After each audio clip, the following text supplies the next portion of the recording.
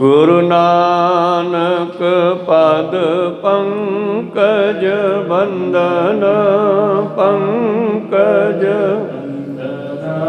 सिमरो अंगद दुख ने गुरु अमर दास हृदय नित त्यां हृदय नित श्री गुरु रामदास गुण गुरु अर्जन विघ्नन के नाशक विघ्नन श्री हर गोबिंद सुमत प्रकाश श्री हर राय नमो कर जोरी नमो कर जोरी श्री हर कृष्ण मनाम गुरु तेग बहादुर परम कृपाला परम कृपाला श्री गुरु गोबिंद सिंह विशाल तरो तरा पर पुन पुन सीसा पुन पुन सीसा बंदो बार बार जगदीसा एक ओंकार सतगुरु प्रसाद सच होई वाहिगुरु जी की फतेह है विघ्न विनाशन सोई वाहिगुरु जी की फतेह है विघ्न विनाशन सोई दोहरा दाना पहुँचाई कर सेव करी बहुरीता आन्यो भोजन त्यार कर बहु सवादल तर प्रीत वाहिगुरु जी का खालसा वाहिगुरु जी की फतेह। आओ गुरु प्यारे गुरु सवारे सतसंगी जनो रोजाना की तरह पातशाह जी की अपार किरपा बख्शिश का सदका पिछले पहरां दे दीवान सजाउंदे होए आप जी गुरु चरनां विखे हाजरियां लवा रहे हो।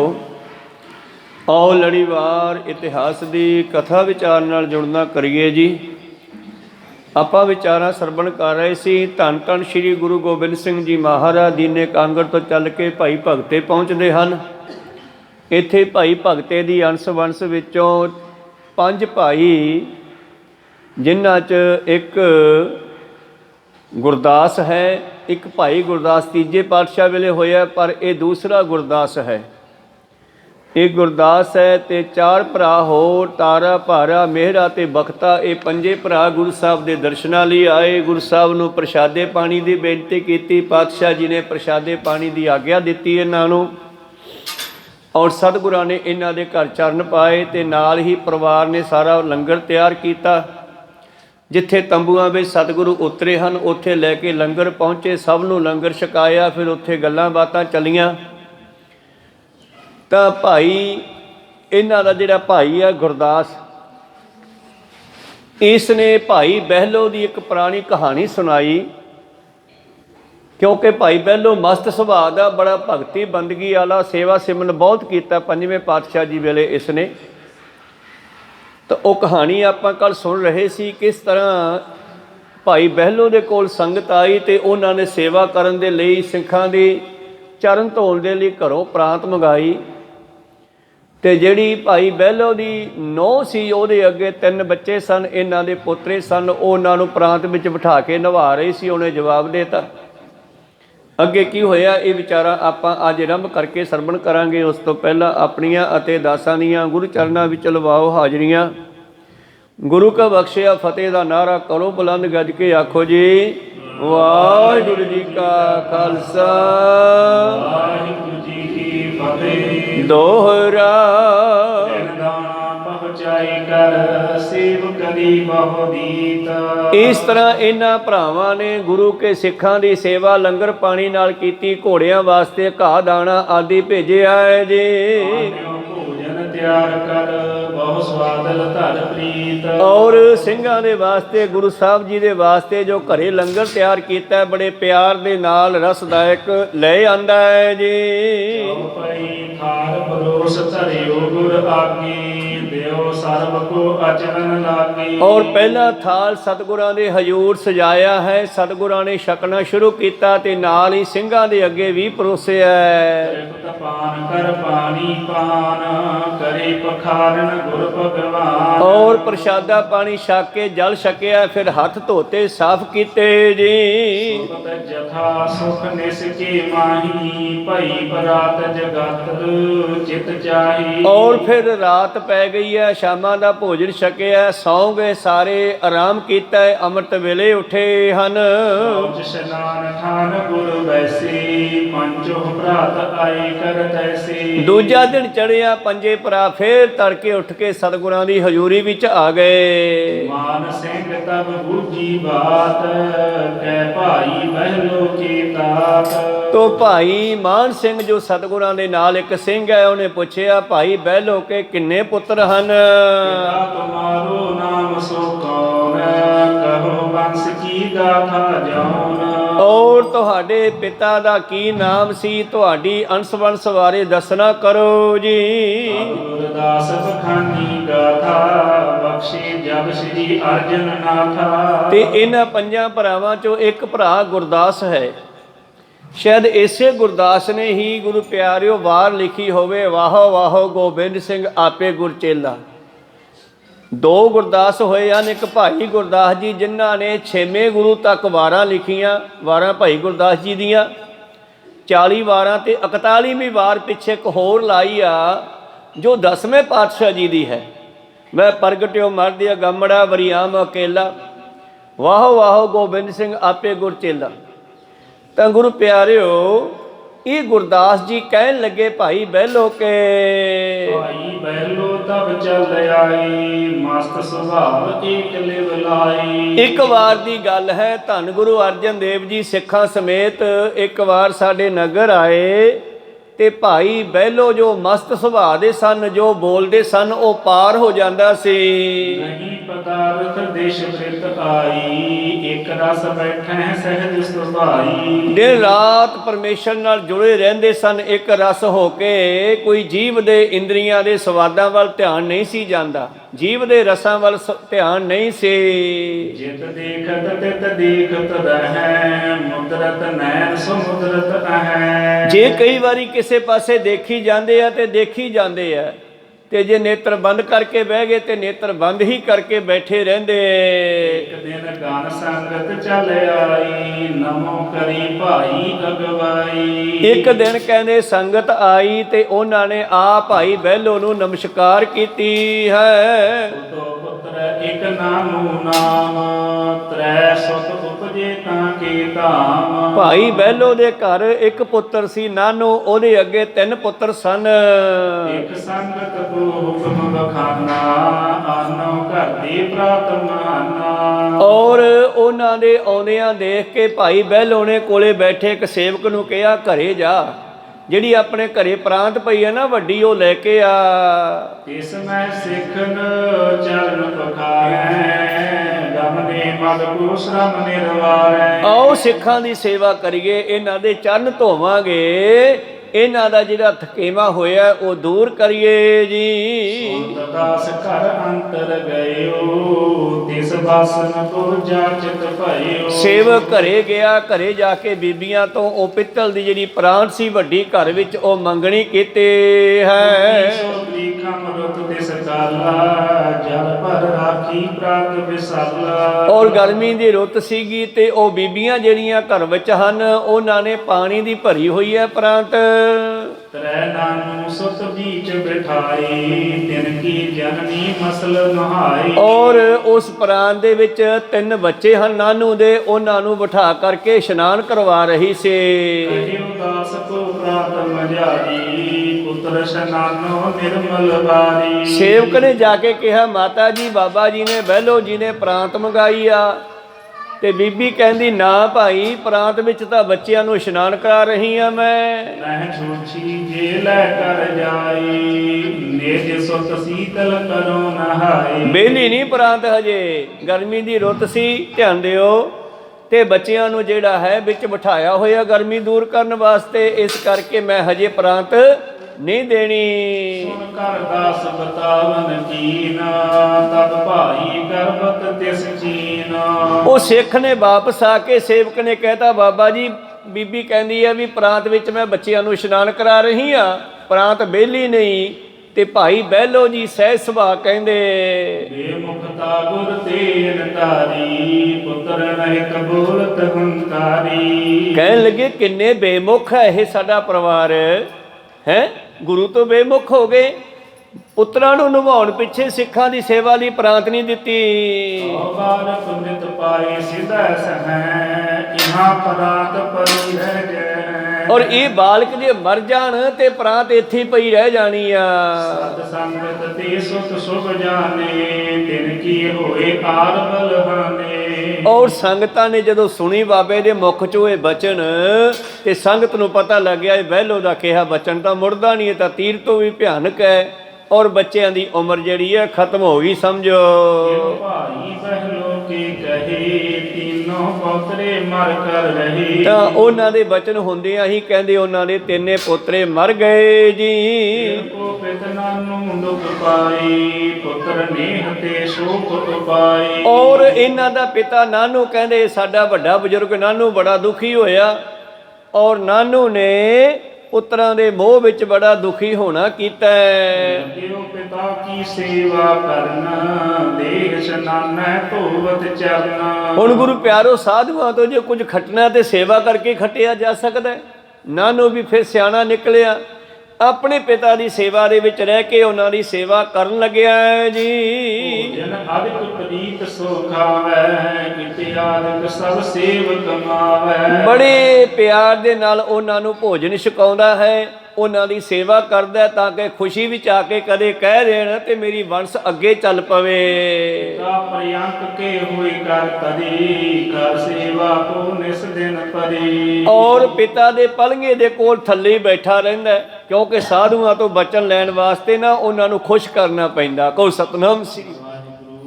ਇੱਕ ਨਗਰ ਦੀ ਗੱਲ ਹੈ, ਇੱਕ ਨਗਰ ਵਿੱਚ ਮਹਾਂਪੁਰਸ਼ ਰਹਿੰਦੇ ਸੀਗੇ, ਸ਼ਾਇਦ ਇਹ ਬਾਬਾ ਰਾਮ ਕੌਰ ਜੀ ਦੇ ਬਚਨ ਹਨ ਜੋ ਬਾਬੇ ਬੁੱਢੇ ਕੀ ਵੰਸ਼ ਵਿੱਚੋਂ ਹੋਏ ਨੇ। ਕਹਿੰਦੇ ਇੱਕ ਦਿਨ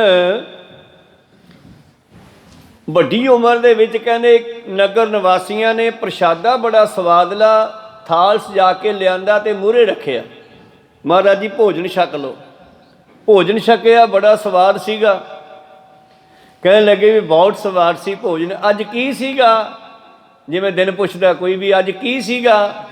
ਉਹ ਵਿੱਚੋਂ ਕਹਿੰਦੇ ਜੀ ਫਲਾਨਿਆਂ ਦੇ ਬਰਸੀਨਾ ਸੀ, ਬਰਸੀ ਵੀ ਕੋਈ ਮਰਿਆ ਸੀ ਉਹਦਾ ਭੋਗ ਪਾਇਆ, ਅੱਜ ਬਰਸੀ ਸੀ। ਉਹ ਸਹਿਜ ਸੁਭਾਅ ਕਹਿੰਦੇ ਇਹੋ ਜਿਹੀਆਂ ਬਰਸੀਆਂ ਦਾ ਰੋਜ਼ ਹੀ ਹੁੰਦੀਆਂ ਰਹਿਣ, ਹੁਣ ਬਰਸੀਆਂ ਤਾਂ ਹੀ ਹੋਣਗੀਆਂ ਜੇ ਮਰਨਗੇ। ਕਹਿੰਦੇ ਆਹ ਕੀ ਹੋ ਗਿਆ ਯਾਰ, ਆਹ ਤਾਂ ਕੰਮ ਹੀ ਟੇਢਾ ਹੋ ਗਿਆ। ਮਹਾਂਪੁਰਸ਼ਾਂ ਦੇ ਮੁਖ ਚੋਂ ਨਿਕਲਿਆ ਬਚਨ ਤੇ ਰੋਜ਼ ਬਰਸੀਆਂ ਹੋਣਗੀਆਂ ਤੇ ਰੋਜ਼ ਮਰਨਗੇ, ਫੇਰ ਹੀ ਰੋਜ਼ ਹੋਣਗੀਆਂ, ਇਹ ਤਾਂ ਕੰਮ ਟੇਢਾ ਹੋ ਗਿਆ। ਹੁਣ ਇਹਨਾਂ ਤੋਂ ਦੁਬਾਰਾ ਬਚਨ ਦੂਜੂ ਕਿਵੇਂ ਕਰਾਈਏ? ਸੋਚਦੇ ਰਹੇ। ਅੱਗੇ ਇੱਕ ਵਿਆਹ ਆ ਗਿਆ ਕਿਸੇ ਦੇ ਘਰੇ। ਉਹ ਵਿਆਹ ਦੇ ਵਿੱਚ ਫਿਰ ਉਸੇ ਤਰ੍ਹਾਂ ਸਵਾਦਲਾ ਭੋਜਨ ਤਿਆਰ ਕੀਤਾ। ਭੋਜਨ ਤਿਆਰ ਕਰਕੇ ਥਾਲੀ ਸਜਾਈ ਔਰ ਲਿਆ ਕੇ ਕਹਿੰਦੇ ਮਹਾਂਪੁਰਸ਼ੋ ਭੋਜਨ ਛਕ ਲਓ। ਅੱਛਾ ਭਾਈ ਲਿਆਓ ਭਾਈ। ਮਸਤੀ 'ਚ ਰਹਿੰਦੇ ਆ ਉਹ, ਬਸ ਆਪਣੀ ਮਸਤੀ ਵਿੱਚ ਮਸਤ ਹੁੰਦੇ ਆ। ਭੋਜਨ ਛਕਿਆ, ਕਹਿੰਦੇ ਬਹੁਤ ਸਵਾਦ ਸੀ। ਅੱਜ ਕੀ ਸੀ ਭਾਈ? ਕਹਿੰਦੇ ਬਾਬਾ ਜੀ ਫਲਾਨਿਆਂ ਦੀ ਸ਼ਾਦੀ ਸੀ। ਕਹਿੰਦੇ ਇਹੋ ਜਿਹੀਆਂ ਸ਼ਾਦੀਆਂ ਤਾਂ ਰੋਜ਼ ਹੀ ਹੁੰਦੀਆਂ ਰਹਿਣ, ਤਾਂ ਉਹ ਬਚਨ ਕੱਟਿਆ ਗਿਆ ਉਹਨਾਂ ਦਾ। ਕੋਈ ਸਤਨਾਮ ਸੀ। ਸਾਧ ਜੇ ਬੋਲੇ ਸਹਿਜ ਸੁਭਾਏ, ਸਾਧਕਾ ਬੋਲਿਆ ਬਿਰਥਾ ਨਾ ਜਾਏ। ਤਾਂ ਹੁਣ ਜਿਸ ਵੇਲੇ ਇਹ ਬਾਬੇ ਬਹਿਲੋ ਨੇ ਕਹਿ ਦਿੱਤਾ ਕਿ ਸੰਗਤ ਦੀ ਸੇਵਾ ਛੱਡ ਕੇ ਬੱਚਿਆਂ ਪਿੱਛੇ ਪ੍ਰਾਂਤ ਨਹੀਂ ਦਿੱਤੀ, ਇਹੋ ਜਿਹੇ ਬੱਚਿਆਂ ਦਾ ਕਰਨਾ ਕੀ ਹੈ, ਮਰ ਜਾਣ, ਤਾਂ ਉਹ ਮਰ ਗਏ। ਹੁਣ ਨਾਨੂ ਉਹਨਾਂ ਦਾ ਪਿਤਾ ਆਪਣੇ ਬਜ਼ੁਰਗ ਦਾ ਬਾਪੂ ਦੀ ਸੇਵਾ ਕਰਦਾ, ਬੜੇ ਪਿਆਰ ਦੇ ਨਾਲ ਉਹਨਾਂ ਦੇ ਮੰਜੇ ਕੋਲ ਬੈਠਾ ਰਹਿੰਦਾ ਹੈ। ਆਇਸ ਕੋ ਕਿਤਾਬ ਖਾਨੈ ਹੱਥ ਜੋਰ ਤੂਰਨ ਤੇ ਬਿਠਾਨੈ। ਔਰ ਜਿਵੇਂ ਵੀ ਉਸ ਦਾ ਪਿਤਾ ਭਾਈ ਬਹਿਲੋ ਬਚਨ ਕਰਦਾ ਹੈ ਨਾਨੋ, ਉਸੇ ਤਰ੍ਹਾਂ ਹੀ ਤੁਰੰਤ ਉਹ ਬਚਨ ਪੂਰਾ ਕਰਦਾ ਹੈ ਜੀ। ਦਿਨ ਹੋਏ ਪ੍ਰਸੰਨ ਮਹਾਨਾ ਦੇਖ ਭਾਉ ਕੋ ਬਾਪ ਬਖਾਨਾ। ਇੱਕ ਦਿਨ ਫਿਰ ਬਹਿਲੋ ਜੀ ਖੁਸ਼ ਹੋ ਗਏ ਨਾਨੂ ਉੱਤੇ, ਬੜੀ ਸੇਵਾ ਸੀਗੀ, ਸੇਵਾ ਕਰਕੇ ਸਾਧੂਆਂ ਨੂੰ ਗੁਰੂ ਪਿਆਰਿਓ ਵਸ ਕੀਤਾ ਜਾਂਦਾ, ਉਹਨਾਂ ਕੋਲੋਂ ਕੋਈ ਦਾਤ ਲਈ ਜਾਂਦੀ ਹੈ। ਆਪੇ ਸੇਵਾ ਲਾਈਨ ਆਪੇ ਬਖਸ਼ ਕਰੇ, ਸਭਨਾ ਕਾ ਮਾਂ ਪਿਓ ਆਪੇ ਆਪੇ ਸਾਰ ਕਰੇ। ਧੰਨ ਸੇਵਾ ਸੇਵਕ ਪਰਵਾਨ, ਸੇਵਾ ਕਰਕੇ ਸੇਵਕ ਪਰਵਾਨ ਹੁੰਦਾ। ਭਾਈ ਬਹਿਲੋ ਨੇ ਵੀ ਸੇਵਾ ਕਰਕੇ ਗੁਰੂ ਅਰਜਨ ਦੇਵ ਜੀ ਤੋਂ ਖੁਸ਼ੀਆਂ ਲਈਆਂ। ਕੋਈ ਸਤਨਾਮ ਸ੍ਰੀ ਤੋ ਇੱਕ ਦਿਨ ਖੁਸ਼ੀ ਵਿੱਚ ਆ ਕੇ ਭਾਈ ਨਾਨੂ ਨੂੰ ਬਾਬਾ ਬਹਿਲੋ ਜੀ ਕਹਿੰਦੇ, ਕਹਾਂ ਕਾਮਨਾ ਤੁਮ ਉਰ ਮਾਹੀ ਮੰਗਨ ਕਰੋ ਸੋ ਹਮਰੇ ਪਾਈ। ਹਾਂ ਬਈ ਨਾਨੂ ਤੂੰ ਬੜੀ ਸੇਵਾ ਕਰਦਾ, ਮੇਰੀ ਬੋਲ ਤੈਨੂੰ ਕੀ ਚਾਹੀਦਾ, ਮੰਗ ਲੈ ਜੋ ਮੰਗਣਾ ਹੈ। ਨਾਨੂ ਕਰ ਜੋਰ ਉਚਾਰਾ ਰਹਿ ਜਗਤ ਮਹਿ ਬੰਸ ਤੁਮਾਰਾ। ਬਾਪੂ ਜੀ ਮੈਂ ਤੇ ਇਹੀ ਬੇਨਤੀ ਕਰਦਾ ਵੀ ਦੁਨੀਆ ਵਿੱਚ ਤੇਰੀ ਵੰਸ਼ ਚੱਲਣੀ ਚਾਹੀਦੀ ਹੈ। ਇਹ ਨਹੀਂ ਗੱਲ ਕਹਿਣਾ ਪਹਿਲਾਂ ਬੱਚੇ ਤੇਰੇ ਕਹਿਣ ਤੇ ਮਰ ਗਏ, ਉਹ ਤਾਂ ਜੋ ਹੋ ਗਿਆ ਹੋ ਗਿਆ। ਆਉਣ ਵਾਲੇ ਸਮੇਂ ਦੀ ਗੱਲ ਹੀ ਕਰਨੀ ਅੱਜ। ਤੇ ਕਹਿਣ ਲੱਗੇ ਬਾਪੂ ਮੈਂ ਚਾਹਣਾ ਕਿ ਦੁਨੀਆ ਵਿੱਚ ਆਪਣੀ ਵੰਸ਼ ਚੱਲਣੀ ਚਾਹੀਏ। ਕਾਮਨਾ ਲਿਖਿਆ ਮੇਰੀ ਲਖਿਆ ਮੇਰੀ ਪੂਜੋ ਕੀਜੈ ਕਿਰਪਾ ਵਡੇਰੀ। ਬਸ ਇਹੋ ਹੀ ਮੇਰੀ ਕਾਮਨਾ ਹੈ, ਇੱਛਾ ਹੈ, ਇਸੇ ਕਰਕੇ ਮੈਂ ਤੁਹਾਡੀ ਸੇਵਾ ਦੇ ਵਿੱਚੋਂ ਇਹ ਦਾਤ ਮੰਗਦਾ ਹਾਂ। ਭਾਈ ਬਹਿਲੋ ਕਹਿ ਸੋਈ ਜਾਚਹੁ ਅਪਰ ਕਾਮਨਾ ਕੋਈ। ਔਰ ਭਾਈ ਬਹਿਲੋ ਕਹਿਣ ਲੱਗਿਆ ਕੁਛ ਹੋਰ ਮੰਗ ਲੈ ਤੂੰ। ਨਾਨੋ ਕਹਿ ਸੁਤਹੀ ਦੀਜੈ ਜੋ ਸੋ ਜੋ ਪ੍ਰਸੰਨ ਤਉ ਕਰੁਣਾ ਕੀਜੈ। ਬਾਪੂ ਜੇ ਖੁਸ਼ੀ ਦੇ ਘਰ ਵਿੱਚ ਆਇਆ ਤੇ ਇਹੀ ਕਿਰਪਾ ਕਰਦੇ ਵੀ ਮੈਨੂੰ ਇੱਕ ਪੁੱਤਰ ਦੀ ਦਾਤ ਦੇ ਦੇ, ਮੇਰੇ ਪੁੱਤਰ ਹੋ ਜਾਵੇ। ਤੀਨ ਬੇਰ ਭਾਈ ਜਿਮ ਕਹਿਓ ਸੁਤ ਦਿਨ ਨਾਨੂ ਅਪਰ ਨ ਚਾਹਿਓ। 3 ਵਾਰੀ ਭਾਈ ਬਹਿਲੋ ਨੇ ਬਚਨ ਕੀਤਾ ਕੁਝ ਹੋਰ ਮੰਗ ਲੈ, ਕੁਝ ਹੋਰ ਮੰਗ ਲੈ, ਪਰ ਇਹਨੇ ਬਾਰ-ਬਾਰ ਪੁੱਤਰ ਦੀ ਦਾਤ ਮੰਗੀ ਹੈ। ਸ੍ਰੀ ਮੁਖ ਤੇ ਹੋਏ ਖੁਸ਼ੀ ਉਚਾਰਾ ਉਪਜੈ ਸੁਤ ਤੁਵ ਹੋਏ ਗੁਣ ਭਾਰਾ। ਔਰ ਬਚਨ ਕੀਤਾ ਕਿ ਠੀਕ ਹੈ ਪੁੱਤਰਾ ਤੇਰੇ ਪੁੱਤਰ ਹੋ ਜਾਵੇਗਾ। ਭਗਤਾ ਨਾਮ ਤਾਹੇ ਕੋ ਧਰੀਐ ਰਿਦੇ ਕਾਮਨਾ ਪੂਰਨ ਕਰੀਐ। ਤੋ ਜਿਹੜਾ ਭਾਈ ਭਗਤੂ ਦੀ ਇਹ ਵੰਸ਼ ਆ ਰਹੀ ਹੈ ਬਾਬੇ ਆਦਮ ਤੋਂ ਚੌਥੇ ਪਾਤਸ਼ਾਹ ਜੀ ਦੀ, ਇਹ ਵੰਸ਼ ਚੱਲੇਗੀ ਅੱਗੇ। ਕੈ ਸੁਤ ਉਪਜਨ ਭਰ ਦਇਓ ਤਬ ਭਗਤਾ ਜਨਮਤ ਸ਼ੁਭ ਭਇਓ। ਕਹਿਣ ਲੱਗੇ ਇਸ ਤਰ੍ਹਾਂ ਭਾਈ ਬਹਿਲੋ ਨੇ ਬਚਨ ਕੀਤੇ ਪੁੱਤਰ ਤੋਂ ਪੁੱਤਰ ਹੋਣ ਦੇ, ਤਾਂ ਉਹਨਾਂ ਤੋਂ ਅੱਗੇ ਪੁੱਤਰ ਹੋਏ ਜੀ। ਭਗਤੇ ਕੇ ਹਮ ਤੇ ਤਾਤਾ ਜੁਗਦਾਰਾ ਤੇ ਪੰਚੋ ਭਰਾਤਾ। ਤਾਂ ਉਸ ਭਗਤੇ ਦੀ ਵੰਸ਼ ਵਿੱਚੋਂ ਪਾਤਸ਼ਾਹ ਅਸੀਂ 5 ਭਾਈ ਹੋਏ ਹਾਂ। ਅੱਗੇ ਫਿਰ ਸਾਡੀ ਨਾਨੂ ਤੋਂ ਅੱਗੇ ਵੰਸ਼ ਚੱਲੀ ਹੈ। ਸਗਲ ਬਾਰਤਾ ਤੈਨੂੰ ਸੁਨਾਈ ਪ੍ਰਭ ਅਖੀਰ ਤਿਆਰੀ ਕਰਵਾਈ। ਚਲੋ ਇਹ ਗੱਲਾਂ ਬਾਤਾਂ ਹੋਈਆਂ ਤੇ ਸਤਿਗੁਰੂ ਪਾਤਸ਼ਾਹ ਕਹਿੰਦੇ ਸਿੰਘੋ ਚਲੋ ਆਪਾਂ ਜੰਗਲ ਵਿੱਚ ਸ਼ਿਕਾਰ ਖੇਡਣ ਚੱਲਦੇ ਆਂ। ਚੜੇ ਤੁਰੰਗ ਸੰਗ ਅਸਵਾਰਾ ਗਮਨੇ ਕੀਟਕ ਦੂਰ ਉਜਾਰਾ। ਧੰਨ ਗੁਰੂ ਗੋਬਿੰਦ ਸਿੰਘ ਜੀ ਆਪਣੇ ਘੋੜੇ ਤੇ ਸਵਾਰ ਹੋਏ, ਸਿੰਘ ਆਪਣੇ ਘੋੜਿਆਂ ਤੇ ਸਵਾਰ ਹੋਏ ਤੇ ਜੰਗਲ ਦੇ ਵਿੱਚ ਨਿਕਲ ਗਏ ਦੂਰ ਤੱਕ। ਏਕ ਬੋਲਤਾ ਦੂਰੇ ਸੁਣ ਬੋਲੇ ਸ੍ਰੀ ਸਤਿਗੁਰ ਪੂਰੇ। ਜਦੋਂ ਜੰਗਲ ਦੇ ਵਿੱਚ ਆਏ ਨਾ ਤਾਂ ਇਹਨਾਂ ਨੇ ਕੀ ਸੁਣਿਆ, ਇੱਕ ਤਿੱਤਰ ਬੋਲ ਰਿਹਾ ਹੈ ਤੇ ਸਤਿਗੁਰ ਤਿੱਤਰ ਦੀ ਆਵਾਜ਼ ਸੁਣ ਕੇ ਕਹਿੰਦੇ, ਭੂਮੀਆਂ ਭੂਮ ਉਪਰ ਨਿਤ ਲੁਜੈ ਛੋੜ ਚੱਲੈ ਤ੍ਰਿਸ਼ਨਾ ਨਹੀਂ ਬੁਝੈ। ਇਹ ਬਾਣੀ ਦਾ ਬਚਨ ਗੁਰੂ ਸਾਹਿਬ ਨੇ ਉੱਥੇ ਉਚਾਰਨ ਕੀਤਾ। ਭੂਮੀਆਂ ਭੂਮ ਉੱਪਰ ਨਿਤ ਲੁਜੈ, ਭਾਵ ਜ਼ਿਮੀਂਦਾਰ ਜਿਹੜਾ ਹੈ, ਜ਼ਮੀਨ ਦਾ ਮਾਲਕ ਹੈ ਜਿਹੜਾ, ਉਹ ਆਪਣੀ ਜ਼ਮੀਨ ਨਹੀਂ ਛੱਡਦਾ। ਜਿਵੇਂ ਭੂਮੀਆਂ ਰਾਜਾ ਵੀ ਹੁੰਦਾ ਹੈ। ਔਰ ਗੁਰੂ ਪਿਆਰਿਓ ਇਸੇ ਤਰ੍ਹਾਂ ਹੀ ਪਾਤਸ਼ਾਹ ਕਹਿੰਦੇ ਇਹ ਜਿਹੜਾ ਤਿੱਤਰ ਹੈ ਨਾ ਇਹ ਪਹਿਲਾਂ ਰਾਜਾ ਸੀਗਾ ਔਰ ਇਸੇ ਹੀ ਥਲ ਦਾ ਇਹ ਰਾਜਾ ਸੀ, ਮਾਲਕ ਸੀ। ਉਸ ਤੋਂ ਬਾਅਦ ਇੱਥੇ ਜਿਹੜਾ ਹੈ ਇਹ ਜਿਹੜੀ ਧਰਤੀ ਸੀ ਇੱਥੇ ਉੱਤੇ ਜਿਹੜਾ ਉਸ ਦਾ ਥੇ ਸੀ ਗੰਢ ਪਿੰਡ ਦਾ ਥੇ ਸੀ ਇਹ, ਜਿੱਥੇ ਅੱਜ ਤਿੱਤਰ ਬੈਠਾ ਹੈ ਤੇ ਆਪਣੀ ਬੋਲੀ ਵਿੱਚ ਬੋਲ ਰਿਹਾ ਹੈ। ਗੁਰੂ ਸਾਹਿਬ ਜੀ ਕਹਿੰਦੇ ਜਿਹੜਾ ਭੂਮੀ ਹੈ ਨਾ ਉਹ ਆਪਣੀ ਭੂਮੀ ਛੱਡ ਕੇ ਜਾਣ ਨੂੰ ਤਿਆਰ ਨਹੀਂ। ਇਹ ਰਾਜਾ ਸੀਗਾ, ਅਖੀਰ ਇਹ ਮਰ ਗਿਆ ਤੇ ਇਹਦਾ ਰਾਜ ਪਾਟ ਖਤਮ ਹੋ ਗਿਆ। ਕਈ ਜੂਨਾਂ ਵਿੱਚ ਭਟਕਦਾ ਹੁਣ ਤਿੱਤਰ ਦੀ ਜੂਨ ਵਿੱਚ ਹੈ। ਤੇ ਆ ਜਿਹੜੀ ਥੇ ਆ ਇਹਨੂੰ ਛੱਡ ਕੇ ਨਹੀਂ ਜਾਂਦਾ, ਪਰ ਕਿਉਂਕਿ ਇੱਥੇ ਇਹਦਾ ਰਾਜ ਹੁੰਦਾ ਸੀਗਾ।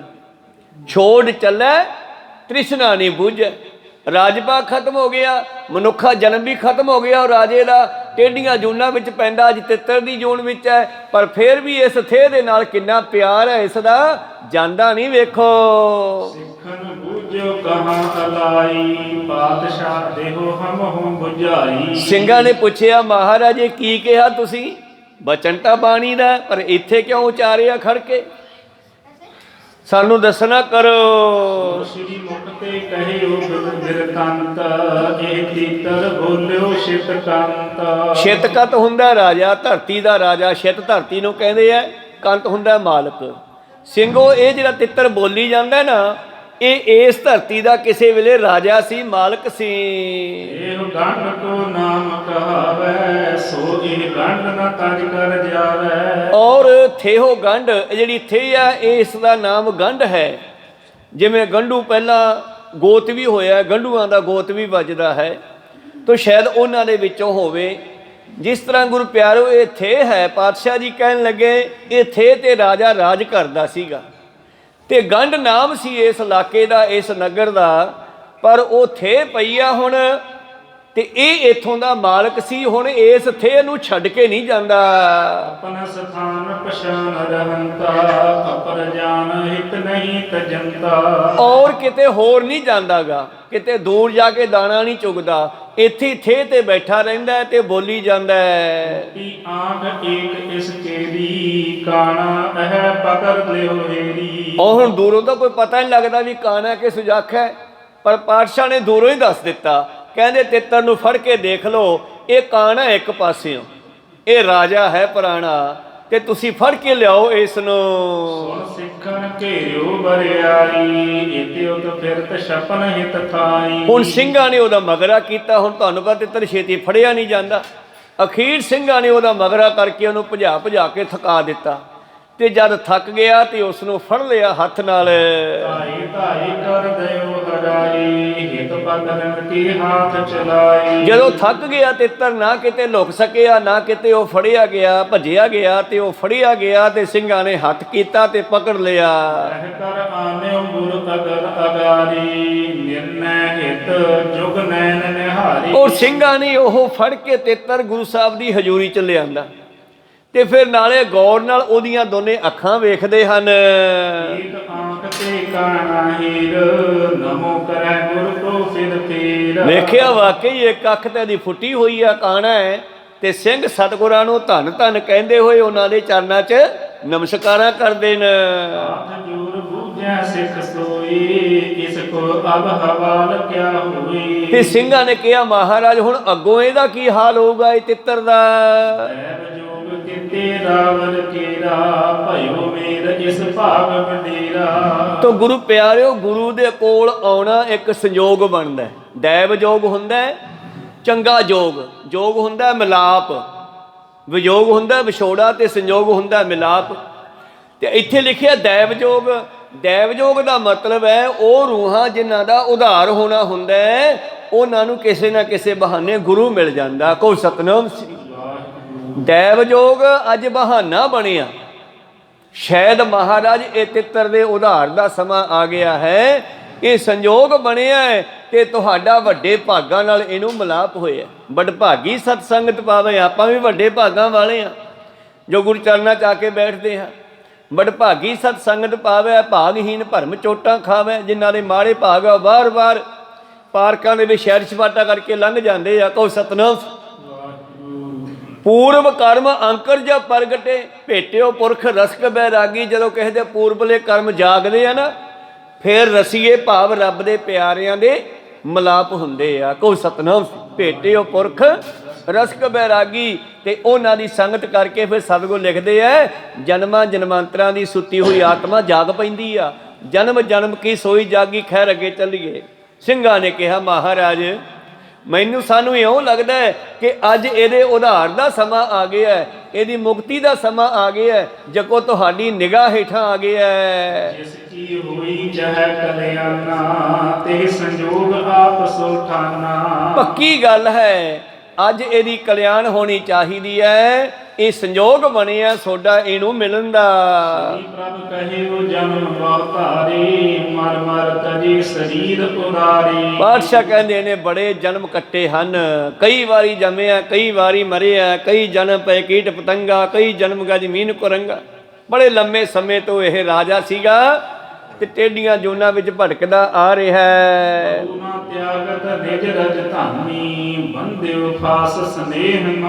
ਕਿਸੇ ਵੀ ਜੂਨ ਵਿੱਚ ਗਿਆ ਤੇ ਰਿਹਾ ਇਸੇ ਗੰਢ ਤੇ ਹੈ, ਰਿਹਾ ਇਸੇ ਥੇ ਤੇ ਹੈ, ਥੇ ਨਹੀਂ ਛੱਡ ਕੇ ਗਿਆ। ਕਈ ਜੂਨਾਂ ਇਹਨੇ ਭੋਗੀਆਂ ਪਰ ਇਸੇ ਥੇ ਤੇ ਰਹਿੰਦਾ ਹੈ। ਦਰਸ਼ਨ ਤੇ ਪਾਤ ਕਟਰੀ, ਜਨਮ ਮਰਨ ਜਗ ਬੰਧਨ ਹਰੀ। ਤਾਂ ਅੱਜ ਸਾਨੂੰ ਮਿਲਾਪ ਹੋਇਆ ਇਹਦੇ ਨਾਲ, ਸਾਡਾ ਦਰਸ਼ਨ ਕਰਕੇ ਇਹਦੇ ਪਾਪਾਂ ਦਾ, ਮਾੜੇ ਕਰਮਾਂ ਦਾ ਖਾਤਮਾ ਹੋਇਆ। ਇਹਦਾ ਜੰਮਣ ਮਰਨਾ ਕੱਟ ਦਿੰਦੇ ਹਾਂ।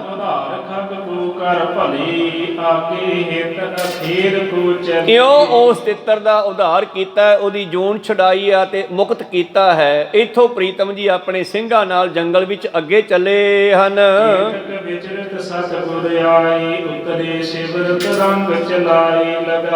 ਔਰ ਇਸ ਤਰ੍ਹਾਂ ਕਾਫੀ ਸਮਾਂ ਜੰਗਲ ਦੇ ਵਿੱਚ ਵਿਚਰਨ ਤੋਂ ਬਾਅਦ ਸ਼ਾਮਾਂ ਨੂੰ ਪਾਤਸ਼ਾਹ ਵਾਪਸ ਫੇਰ ਆਪਣੇ ਤੰਬੂਆਂ ਵੱਲ ਆਏ, ਡੇਰੇ ਵੱਲ ਆਏ ਤੇ ਘੋੜਿਆਂ ਨੂੰ ਜਥਾ ਜੋਗ ਬੰਨ੍ਹ ਦਿੱਤਾ ਹੈ ਜੀ।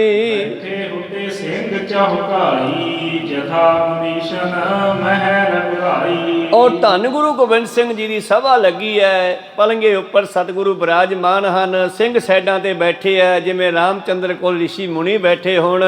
ਇੱਕ ਸਿੰਘ ਭਗਤੀ ਮਹਿ ਰਹਿ, ਬਾਲਕ ਤਾਹੇ ਆਤਮਜ ਰਹਿ। ਤਾਂ ਗੁਰੂ ਪਿਆਰਿਓ, ਭਗਤੇ ਦੇ ਵਿੱਚ ਇੱਕ ਸਿੰਘ ਰਹਿੰਦਾ ਸੀ ਜਿਸ ਦਾ ਇੱਕ ਪੁੱਤਰ ਸੀ ਅਤੇ ਕਹੂੰ ਤੇ ਸੋਚ ਚੱਲ ਆਇਓ, ਗੁਰ ਆਗਮਨ ਸ਼੍ਰੋਣ ਸੁਣ ਪਾਇਓ। ਇਹ ਕਿਤੇ ਪਹਿਲਾਂ ਗਰਾਂ ਗਿਆ ਹੋਇਆ ਸੀ, ਜਦੋਂ ਗਰਾਂ ਤੋਂ ਕਿਤੇ ਮੁੜ ਕੇ ਆਇਆ, ਇਹਨੂੰ ਪਤਾ ਲੱਗਿਆ ਵੀ ਸਾਡੇ ਪਿੰਡ 'ਚ ਗੁਰੂ ਸਾਹਿਬ ਆਏ ਨੇ।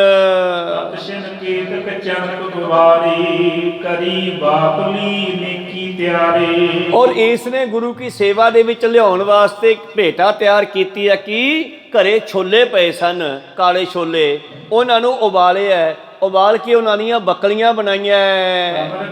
ਆਪਣੇ ਸਮ ਕਰਿਓ, ਲੇਕਰ ਘੁੰਗਣੀਆਂ ਚੱਲ ਪਰਿਓ। ਇਹਨੂੰ ਕਹਿੰਦੇ ਆ ਘੁੰਗਣੀਆਂ। ਉਹਨੇ ਘੁੰਗਣੀਆਂ ਤਿਆਰ ਕਰ ਲਈਆਂ, ਮਸਾਲੇ ਲੂਣ ਮਿਰਚਾਂ ਆਦਿ ਲਗਾ ਕਰਕੇ, ਔਰ ਸਿਰ ਤੇ ਚੱਕੀਆਂ ਤੇ ਨਾਲ ਪਿਤਾ ਪੁੱਤਰ ਗੁਰ ਕੇ ਢਿਗ ਗਏ, ਬੰਧਨ ਕਰਤ ਬਿਲੋਕਤ ਭਏ। ਪੁੱਤਰ ਨੂੰ ਵੀ ਨਾਲ ਲੈ ਲਿਆ ਆਪਣੇ ਨੂੰ, ਉਹਨੇ ਵੀ ਉਸ ਤਰ੍ਹਾਂ ਕਬਰ ਕਸਾ ਲਾ ਲਿਆ ਤੇ ਦੋਨੇ ਪਿਤਾ ਪੁੱਤਰ ਘੁੰਗਣੀਆਂ ਵਾਲਾ ਬਰਤਨ ਲੈ ਕਰਕੇ ਸਤਿਗੁਰਾਂ ਦੇ ਹਜ਼ੂਰ ਆਏ ਹਨ। ਵਾਹਿਗੁਰੂ ਜੀ ਕੀ ਕਹਿ ਫਤਿਹ, ਖਰੇ ਹੋਏ ਕਰ ਸਨਮੁਖ ਜਿਤੇ। ਔਰ ਆ ਕਰਕੇ ਸਿੰਘ ਨੇ ਸਤਿਗੁਰਾਂ ਨੂੰ ਨਮਸਕਾਰ ਕੀਤੀ ਹੈ, ਵਾਹਿਗੁਰੂ ਜੀ ਕਾ ਖਾਲਸਾ ਵਾਹਿਗੁਰੂ ਜੀ ਕੀ ਫਤਿਹ ਬੁਲਾਈ ਹੈ। ਗੁਰੂ ਗਰੀਬ ਨਿਵਾਜ ਨਿਹਾਰਾ, ਮੁਸਕਾਬਤ ਜੁਤ ਕਿਰਪਾ ਉਚਾਰਾ। ਔਰ ਗਰੀਬ ਨਵਾਜ਼ ਸਤਿਗੁਰੂ ਜੋ ਨਿਮਾਣਿਆਂ ਨੂੰ ਮਾਣ ਦੇਣ ਵਾਲੇ ਹਨ, ਇਹਨਾਂ ਨੂੰ ਦੇਖ ਕਰਕੇ ਸਤਿਗੁਰੂ ਕੁਝ ਮੁਸਕਰਾਏ ਤੇ ਮੁਸਕਰਾ ਕੇ ਕੀ ਕਹਿੰਦੇ, ਬਾਲਕ ਨਾਮ ਕਹੋ ਕਿਆ ਕਰਿਓ, ਸਾਵਧਾਨ ਹੋਏ ਆਗੇ ਖੜਿਓ। ਔਰ ਸਾਵਧਾਨ ਹੋ ਕੇ ਦੋਨੇ ਖੜ ਗਏ। ਬੱਚਾ ਮੂਹਰੇ ਖੜਾ ਹੈਗਾ ਭਾਈ ਸਾਹਿਬ ਦੇ ਸਿੰਘ ਦੇ, ਔਰ ਸਤਿਗੁਰੂ ਪਾਤਸ਼ਾਹ ਕਹਿੰਦੇ, ਹਾਂ ਬਈ ਸਿੰਘਾ ਕੀ ਹਾਲ ਆ, ਇਹ ਕੀ ਨਾਮ ਰੱਖਿਆ ਬੱਚੇ ਦਾ? ਜਨ ਕਰਿਓ ਉਚਾਰਤ ਸੋਈ, ਅਬਲੋ ਨਾਮ ਨ ਰੱਖਿਓ ਕੋਈ। ਪਾਤਸ਼ਾਹ ਕਹਿੰਦੇ, ਬੱਚੇ ਦਾ ਨਾਮ ਕੀ ਰੱਖਿਆ ਭਾਈ ਤੂੰ? ਕਹਿੰਦਾ ਜੀ ਹਜੇ ਅਸੀਂ ਕੋਈ ਨਾਮ ਰੱਖਿਆ ਹੀ ਨਹੀਂ ਇਸ ਦਾ।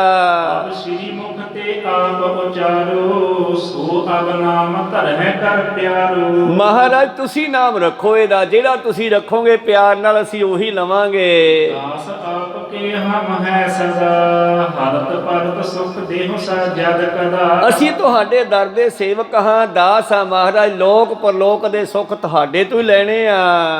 ਸ੍ਰੀ ਮੁਖ ਤੇ ਮੁਸਕਾਈ ਬਖਾਨਾ, ਘੁੰਗਣੀਆਂ ਸਿੰਘ ਨਾਮ ਸੁਜਾਨਾ। ਤੇ ਕਹਿੰਦੇ ਇਹਦਾ ਨਾਮ ਘੁੰਗਣੀਆਂ ਹੀ ਰੱਖ ਦਿੰਦੇ ਆ। ਇਹ ਘੁੰਗਣੀਆਂ ਲੈ ਕੇ ਆਇਆ ਖਾਣ ਵਾਸਤੇ, ਛੋਲੇ ਵਾਲ ਕੇ ਘੁੰਗਣੀਆਂ ਬਣਾ ਕੇ ਲਿਆਇਓ ਸਿੱਖਾ। ਹਾਂ ਮਹਾਰਾਜ, ਇਹਦਾ ਨਾਮ ਘੁੰਗਣੀਆਂ ਸਿੰਘ ਹੀ ਰੱਖ ਦਿੰਦੇ ਆ ਤੇ ਬੜਾ ਮਸ਼ਹੂਰ ਹੋਇਆ ਅੱਗੇ ਚੱਲ ਕੇ ਸਿੱਖੀ ਦੇ ਵਿੱਚ, ਬਹੁਤ ਚੜ੍ਹਦੀ ਕਲਾ ਸਿੰਘ ਬਣਿਆ। ਕਹਿੰਦੇ ਇਸ ਦਾ ਆਪਾਂ ਘੁੰਗਣੀਆਂ ਸਿੰਘ ਨਾਮ ਰੱਖਾਂਗੇ। ਇਹੀ ਕਹਿ ਸਭ ਮੈਂ ਵਿਦਤਾਵੋ, ਅਪਰ ਨਾਮ ਕੋ ਨਹੀਂ ਅਲਾਵੋ। ਬਸ ਅੱਜ ਤੋਂ ਬਾਅਦ ਨਾਲੇ ਸਾਖੀ ਯਾਦ ਰਹੂਗੀ, ਜਦੋਂ ਘੁੰਗਣੀਆਂ ਸਿੰਘ ਕਹੋਗੇ ਤੇ ਨਾਲੇ ਸਾਡੀ ਯਾਦ ਆ ਜਾ ਕਰੂਗੀ, ਨਾਲੇ ਤੁਹਾਨੂੰ ਸਾਰੀ ਗੱਲ ਯਾਦ ਰਹੂਗੀ। ਇਸ ਨੂੰ ਘੁੰਗਣੀਆਂ ਸਿੰਘ ਹੀ ਕਹੋ। ਜੇ ਕੋਈ ਪੁੱਛੇ ਇਹਦਾ ਨਾਂ ਕੀ ਰੱਖਿਆ ਤੇ ਘੁੰਗਣੀਆਂ ਸਿੰਘ ਹੀ ਕਹਿਣਾ। ਸਿੰਘ ਪਰਮੁਦਤ ਭਇਓ ਸੁਨ ਗੁਰਤੀ, ਸੁਧ ਕੀ ਛੇਮ ਲਈ ਮੈਂ ਧੁਰਤੀ। ਔਰ ਉਹ ਖੁਸ਼ ਹੋਇਆ। ਅੱਜ ਗੁਰੂ ਦੀ ਬਖਸ਼ਿਸ਼ ਜਿਹੜੀ ਹੈ ਧੁਰੋਂ ਹੋਈ ਆ ਮੇਰੇ ਪੁੱਤਰ ਦੇ ਉੱਤੇ, ਜਿਹੜੀ ਮੈਂ ਅੱਜ ਲਈ ਆ ਕੇ। ਘੁੰਗਣੀਆਂ ਲੈ ਸਿੱਖ ਵਰਤਾਈ, ਸਵਾਦਲ ਜਾਨ ਸਭ ਨੂੰ ਖਾਈ। ਔਰ ਫਿਰ ਉਹ ਬਰਤਨ ਦੇ ਵਿੱਚੋਂ ਘੁੰਗਣੀਆਂ ਸਾਰੇ ਸਿੰਘਾਂ ਨੂੰ, ਗੁਰੂ ਸਾਹਿਬ ਨੂੰ ਵੰਡਣੀਆਂ ਕੀਤੀਆਂ। ਸਿੰਘਾਂ ਨੇ ਗੁਰੂ ਸਾਹਿਬ ਨੂੰ ਵੀ ਪ੍ਰਸ਼ਾਦ ਦਿੱਤਾ ਔਰ ਸਾਰਿਆਂ ਨੇ ਉਹ ਘੁੰਗਣੀਆਂ ਭਾਵ ਬਕਲੀਆਂ ਛਕਣੀਆਂ ਕੀਤੀਆਂ ਹਨ। ਭੋਜਨ ਨਿਸਮੈ ਕਰ ਖਾਨਾ, ਸੁਪਤ ਜਥਾ ਸੁਖ ਕਿਰਪਾ ਨਿਧਾਨਾ। ਔਰ ਫਿਰ ਭੋਜਨ ਪ੍ਰਸ਼ਾਦਾ ਛਕਿਆ, ਸ਼ਾਮਾਂ ਦਾ ਆਰਾਮ ਕਰਨ ਲੱਗੇ ਹਨ। ਸਤਿਗੁਰੂ ਪਲੰਘੇ ਤੇ ਲੰਬੇ ਪਏ ਨੇ ਤੇ ਮੁਖ ਤੇ ਚਾਦਰ ਲਈ ਹੈ। ਅਵਗਨ ਭੂਤ ਪ੍ਰੇਤ ਹੋਏ ਦੀਨਾ, ਥਿਰ ਹੋਈ ਅਗਰ ਬੇਨਤੀ ਕੀਨਾ। ਹੁਣ ਉਹ ਭੂਤ ਪ੍ਰੇਤ ਜਿਨ੍ਹਾਂ ਤੋਂ ਭਾਈ ਬਹਿਲੋ ਨੇ, ਭਾਈ ਲਾਲੋ ਨੇ, ਭਾਈ ਬਹਿਲੋ ਨੇ, ਭਾਈ ਭਗਤੇ ਨੇ ਆਦਿ ਇਹਨਾਂ ਨੇ ਕੰਮ ਲਿਆ ਸੇਵਾ ਲਈ, ਉਹ ਬੜੇ ਸਮੇਂ ਤੋਂ ਇਹਨਾਂ ਦੇ ਹੁਕਮ ਵਿੱਚ ਬੱਝੇ ਹੋਏ ਸੀ ਗੁਰੂ ਪਿਆਰਿਓ। ਤੇ ਅੱਜ ਉਹਨਾਂ ਨੇ ਸੋਚਿਆ ਵੀ ਕਿਉਂ ਨਾ ਅੱਜ ਅਸੀਂ ਗੁਰੂ ਸਾਹਿਬ ਨੂੰ ਬੇਨਤੀ ਕਰੀਏ, ਇਹਨਾਂ ਤੋਂ ਮੁਕਤ ਹੋ ਜਾਈਏ ਯਾਰ, ਖੁੱਲੇ ਵਿਚਰੀਏ। ਸਾਨੂੰ ਤਾਂ ਇਹਨਾਂ ਨੇ ਇੱਕ ਥਾਂ ਦੇ ਉੱਤੇ ਹੀ ਕਾਬੂ ਕਰਕੇ ਰੱਖ ਛੱਡਿਆ। ਤੇ ਸਤਿਗੁਰੂ ਪਾਤਸ਼ਾਹ ਆਰਾਮ ਕਰਨ ਲੱਗੇ ਪਲੰਘੇ ਤੇ, ਮੂੰਹ ਤੇ ਚਾਦਰ ਲੈ ਕੇ ਪਏ ਨਾ।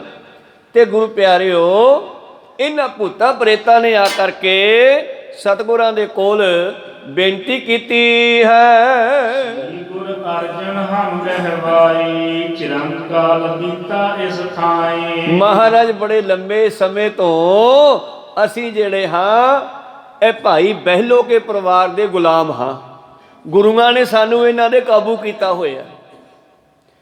ਗੁਰੂ ਅਰਜਨ ਦੇਵ ਜੀ ਤੋਂ ਲੈ ਕੇ, ਵੈਸੇ ਉਦੋਂ ਪਿਛਲੀ ਵੀ ਸਾਖੀ ਹੈ, ਗੁਰੂ ਅਮਰਦਾਸ ਮਹਾਰਾਜ ਜੀ ਨੇ ਭਾਈ ਲਾਲੋ ਨੂੰ ਇਹ ਬਖਸ਼ਾ ਕੀਤੀਆਂ ਸੀ, ਉਹ ਵੀ ਇਹਨਾਂ ਦਾ ਹੀ ਸੀਗਾ। ਭਾਈ ਬਹਿਲੋ ਵੀ ਇਹਨਾਂ ਦਾ ਹੈ। ਚਲੋ ਇਹ ਸਿੰਘ ਕਹਿਣ ਲੱਗੇ ਜੀ ਅਸੀਂ ਗੁਰੂ ਅਰਜਨ ਦੇਵ ਜੀ ਤੋਂ ਲੈ ਕੇ ਇਹ ਭੂਤ ਪ੍ਰੇਤ ਕਹਿਣ ਲੱਗੇ ਜਿਹੜੇ ਵਸ ਕੀਤੇ ਹੋਏ ਆ, ਕਹਿੰਦੇ ਅਸੀਂ ਇਹਨਾਂ ਦੇ ਵਸ ਵਿੱਚ ਹਾਂ। ਕੇ ਸਦਾ ਰਹੇ ਅਨੁਸਾਰੀ, ਜਥਾ ਬਖਾਈ ਤਥਾ ਕਰਤਾਰੀ। ਤੇ ਜਿਵੇਂ ਸਾਨੂੰ ਇਹ ਕਹਿੰਦੇ ਹਨ ਅਸੀਂ ਉਵੇਂ ਕੰਮ ਕਰਦੇ ਹਾਂ, ਇਹਨਾਂ ਦੇ ਹੁਕਮ ਵਿੱਚ ਬੱਝੇ ਹੋਏ। ਇੱਕ ਇੱਕ ਥਾਨ ਕੈਦ ਮਹਿਦਾਰੀ, ਸਹਿ ਪ੍ਰਾਪਤ ਹੋਈ ਖੇਦ ਉਦਾਰੀ। ਤੇ ਸਾਨੂੰ ਇਹਨਾਂ ਨੇ ਉਹ ਕੰਧ ਦਾ ਘੇਰਾ ਬਣਾ ਕੇ ਨਾ, ਇੱਕ ਬਾੜਾ ਜਿਹਾ ਬਣਾ ਕੇ ਉਹ 'ਚ ਕਾਬੂ ਕਰ ਛੱਡਿਆ ਤੇ ਅਸੀਂ ਕਿਧਰੇ ਜਾਣ ਜੋਗੇ ਨਹੀਂ, ਇਹਨਾਂ ਦੇ ਹੁਕਮ 'ਚ ਬੱਝੇ ਹੋਏ ਆ। ਜਨਕ ਪੰਚ ਮਨ ਹਮ ਕੋ ਪਾਵੈ, ਅਪਰ ਵਸਤ ਕਿਛ ਹੱਥ ਨ ਆਵੈ। ਇਹ ਸਾਨੂੰ ਜਿਹੜਾ ਭੋਜਨ ਦਿੰਦੇ ਆ, ਛੋਲੇ ਖਵਾ ਦਿੰਦੇ ਆ ਰੋਜ਼। ਚਨ ਕਹਿੰਦੇ ਆ ਚਣਿਆਂ ਨੂੰ, ਛੋਲਿਆਂ ਨੂੰ। ਕਹਿੰਦੇ 5 ਕਮਣ ਛੋਲੇ ਸਾਨੂੰ ਦੇ ਦਿੰਦੇ ਆ ਖਾਣ ਨੂੰ, ਅਸੀਂ ਉਹੀ ਖਾ ਕੇ ਟਾਈਮ ਟਪਾ ਰਹੇ ਆ, ਹੋਰ ਨਹੀਂ ਕੁਛ ਮਿਲਦਾ। ਨਿਤ ਖਾਨੋ ਕਰਹਿ ਹਾਰਾ, ਦੁਖੀ ਰਹਿ ਸਹਿ ਕਸ਼ਟ ਉਦਾਰਾ। ਔਰ ਅਸੀਂ ਗੁਰੂ ਦੇ ਹੁਕਮ ਵਿੱਚ ਬੱਝੇ ਹੋਏ ਇਹਨਾਂ ਸਿੱਖਾਂ ਦੇ ਕੋਲ ਰਹਿ ਰਹੇ ਆ ਭਾਈ ਬਹਿਲੋ ਕੇ ਪਰਿਵਾਰ 'ਚ। ਹੁਣ ਨਾ ਅਸੀਂ ਜਾਣ ਜੋਗੇ ਆ, ਸਾਨੂੰ ਛੱਡਣ ਤਾਂ ਜਾਈਏ, ਅਸੀਂ ਗੁਲਾਮ ਹਾਂ, ਇਹਨਾਂ ਦੇ ਹੁਕਮ ਵਿੱਚ ਹਾਂ। ਅਸੀਂ ਬੜੇ ਦੁਖੀ ਹਾਂ, ਸਾਨੂੰ ਸਾਡਾ ਇਹਨਾਂ ਤੋਂ ਖਹਿੜਾ ਛਡਾਓ। ਤੁਮ ਕਿਰਪਾ ਕਰਹੁ ਛੁਟਵਾਵਹੁ, ਕਸ਼ਟ ਕੈਦ ਤੇ ਆਨ ਬਚਾਵਹੁ। ਸਾਨੂੰ ਇਹਨਾਂ ਦੇ ਬਚਨਾਂ ਚੋਂ ਮੁਕਤ ਕਰੋ ਮਹਾਰਾਜ। ਤੇ ਫਿਰੈ ਜਨ ਦੇਸ਼ ਬਜਾਰੀ, ਤਉ ਰਹਿ ਇਨ ਕੇ ਅਨੁਸਾਰੀ। ਮਹਾਰਾਜ ਜੀ ਸਾਨੂੰ ਛਡਾ ਦਿਓ, ਪਰ ਇਹਨਾਂ ਦਾ ਹੁਕਮ ਫੇਰ ਵੀ ਮੰਨਾਂਗੇ। ਜਿੱਥੇ ਇਹਨਾਂ ਦਾ ਨਾਮ ਲਿਆ ਜਾਊਗਾ ਉੱਥੇ ਅਸੀਂ ਕੁਛ ਨਹੀਂ, ਕਿਸੇ ਨੂੰ ਤੰਗ ਨਹੀਂ ਕਰਾਂਗੇ, ਦੁੱਖ ਨਹੀਂ ਦੇਵਾਂਗੇ। ਤਾਂ ਗੁਰੂ ਪਿਆਰੋ ਪੁਰਾਣੀ ਕਹਾਣੀ ਇੱਕ ਦੱਸਦੇ ਆ, ਕਹਿੰਦੇ ਇੱਕ ਸਮੁੰਦਰੀ ਜਹਾਜ਼ ਨੂੰ ਚਲਾਉਣ ਵਾਲਾ ਇੱਕ ਸੇਠ, ਉਸ ਦਾ ਸਮੁੰਦਰੀ ਜਹਾਜ਼ ਟੁੱਟ ਗਿਆ। ਉਹ ਇੱਕ ਫੱਟੇ ਦੇ ਉੱਤੇ ਜਿਵੇਂ ਕਿਵੇਂ ਫੱਟੇ ਨੂੰ ਫੜ ਕੇ ਦਰਿਆ 'ਚੋਂ ਬਚਦਾ ਬਚਾਉਂਦਾ, ਉਹਦੇ ਵਿਚਾਲੇ ਇੱਕ ਗੁਰੂ ਪਿਆਰੋ ਥੇ ਸੀਗੀ, ਦਰਿਆ ਦੇ ਵਿਚਾਲੇ ਪਿੰਡ ਵਸੇ ਹੁੰਦੇ ਸੀਗੇ। ਤੇ ਉਸ ਧਰਤੀ ਤੇ ਜਾ ਉਤਰਿਆ। ਜਦੋਂ ਧਰਤੀ ਤੇ ਜਾ ਕੇ ਉਤਰਿਆ ਤੇ ਉੱਥੇ ਸ਼ਾਮਾਂ ਹੋਈਆਂ ਤੇ ਉਸ ਨੂੰ ਕੁਝ ਭੂਤ ਪ੍ਰੇਤ ਜਿਹੜੇ ਸਨ ਉਹ ਦਿਖਾਈ ਦਿੱਤੇ, ਔਰ ਉਹ ਬੜੇ ਨੱਚਣ ਲੱਗੇ ਤੇ ਇਹ ਵੀ ਵੇਖਣ ਲੱਗੇ। ਉਹ ਕਹਿੰਦੇ ਤੂੰ ਕੌਣ ਹੈ? ਕਹਿੰਦਾ ਮੈਂ ਪੰਜਾਬ ਤੋਂ ਆਇਆ। ਤੂੰ ਪੰਜਾਬ ਤੋਂ ਆਇਆ? ਭਾਈ ਲਾਲੋ ਕਿਹਨੂੰ ਜਾਣਦਾ? ਭਾਈ ਬਹਿਲੋ ਕਿਹਨੂੰ ਜਾਣਦਾ? ਕਹਿੰਦਾ ਹਾਂ ਯਾਰ ਮੈਂ ਉਸੇ ਇਲਾਕੇ ਦਾ ਹੀ ਹਾਂ, ਲਾਲੋ ਕੇ ਇਲਾਕੇ ਦਾ ਹੀ ਹਾਂ।